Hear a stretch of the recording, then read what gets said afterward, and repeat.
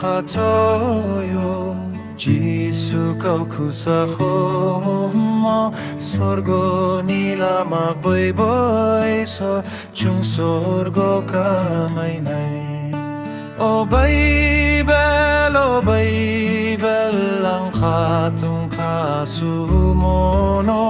O Bible isor lecha boyno Ishonip katumono chini papai bro tong mong chung ham yagne sas blanco nang thomo kaut masay O Bible ang katong kasumono O Bible isor lecha boyno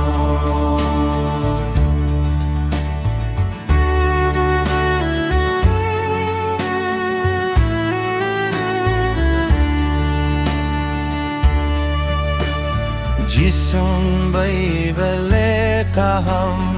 Ishor kauri mo so say Toye bakchamo kau tongo Rangmani kau so say O Bible ang katong kasumono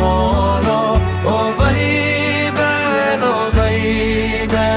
ison lecha boyno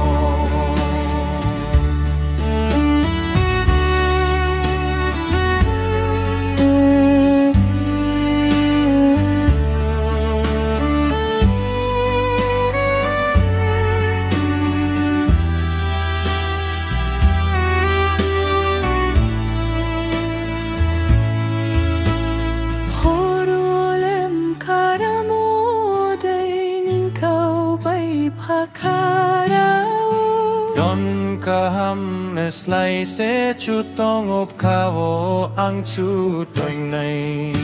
O Bible ang katong kasumono O Bible ison lecha boyno O Bible ison lecha boyno